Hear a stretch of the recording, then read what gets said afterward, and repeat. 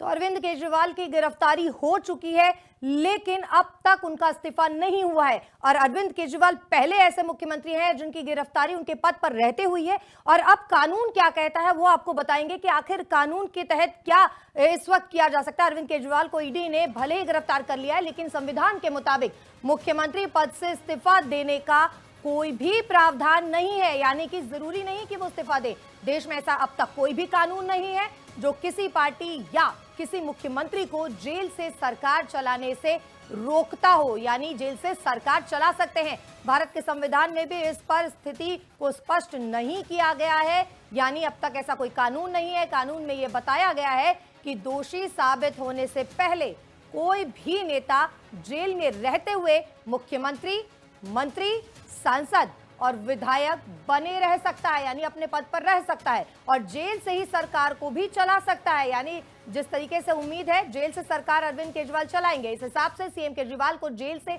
दिल्ली की सरकार चलाने में कानूनी रूप से कोई अड़चन नहीं है। और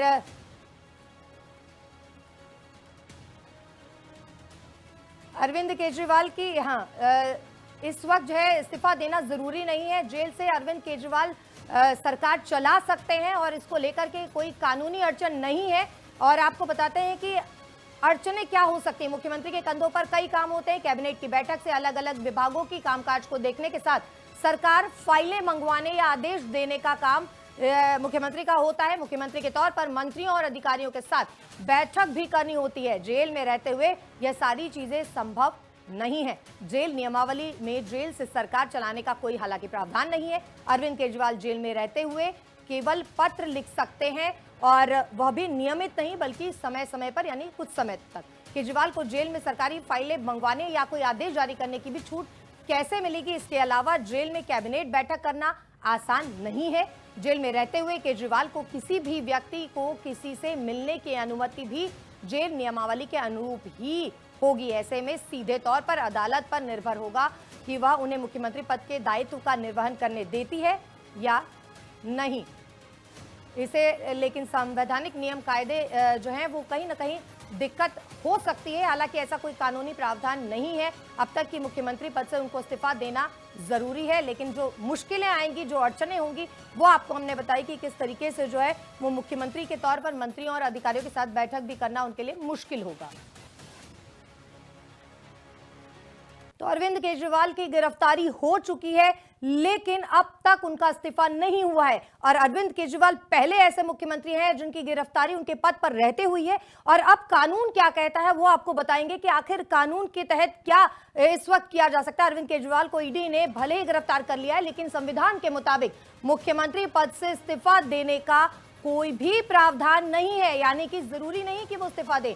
देश में ऐसा अब तक कोई भी कानून नहीं है जो किसी पार्टी या किसी मुख्यमंत्री को जेल से सरकार चलाने से रोकता हो, यानी जेल से सरकार चला सकते हैं। भारत के संविधान में भी इस पर स्थिति को स्पष्ट नहीं किया गया है, यानी अब तक ऐसा कोई कानून नहीं है। कानून में यह बताया गया है कि दोषी साबित होने से पहले कोई भी नेता जेल में रहते हुए मुख्यमंत्री, मंत्री, सांसद और विधायक बने रह सकता है, यानी अपने पद पर रह सकता है और जेल से ही सरकार को भी चला सकता है। यानी जिस तरीके से उम्मीद है जेल से सरकार अरविंद केजरीवाल चलाएंगे, इस हिसाब से सीएम केजरीवाल को जेल से दिल्ली की सरकार चलाने में कानूनी रूप से कोई अड़चन नहीं है।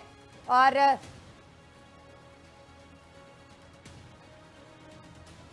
अरविंद केजरीवाल की इस वक्त जो है इस्तीफा देना जरूरी नहीं है। जेल से अरविंद केजरीवाल सरकार चला सकते हैं और इसको लेकर के कोई कानूनी अड़चन नहीं है। और आपको बताते हैं कि अड़चनें क्या हो सकती है। मुख्यमंत्री के कंधों पर कई काम होते हैं। कैबिनेट की बैठक से अलग अलग विभागों की कामकाज को देखने के साथ सरकार फाइलें मंगवाने या आदेश देने का काम मुख्यमंत्री का होता है। मुख्यमंत्री के तौर पर मंत्रियों और अधिकारियों के साथ बैठक भी करनी होती है। जेल में रहते हुए यह सारी चीजें संभव नहीं है। जेल नियमावली में जेल से सरकार चलाने का कोई हालांकि प्रावधान नहीं है। अरविंद केजरीवाल जेल में रहते हुए केवल पत्र लिख सकते हैं और वह भी नियमित नहीं बल्कि समय समय पर, यानी कुछ समय तक। केजरीवाल को जेल में सरकारी फाइलें मंगवाने या कोई आदेश जारी करने की भी छूट कैसे मिलेगी। इसके अलावा जेल में कैबिनेट बैठक करना आसान नहीं है। जेल में रहते हुए केजरीवाल को किसी भी व्यक्ति को किसी से मिलने की अनुमति भी जेल नियमावली के अनुरूप ही होगी। ऐसे में सीधे तौर पर अदालत पर निर्भर होगा कि वह उन्हें मुख्यमंत्री पद के दायित्व का निर्वहन करने देती है या नहीं। इसे लेकिन संवैधानिक नियम कायदे जो हैं वो कहीं ना कहीं दिक्कत हो सकती है। हालांकि ऐसा कोई कानूनी प्रावधान नहीं है अब तक कि मुख्यमंत्री पद से उनको इस्तीफा देना जरूरी है, लेकिन जो मुश्किलें आएंगी, जो अड़चने होंगी, वो आपको हमने बताई कि किस तरीके से जो है वो मुख्यमंत्री के तौर पर मंत्रियों और अधिकारियों के साथ बैठक भी करना उनके लिए मुश्किल होगा।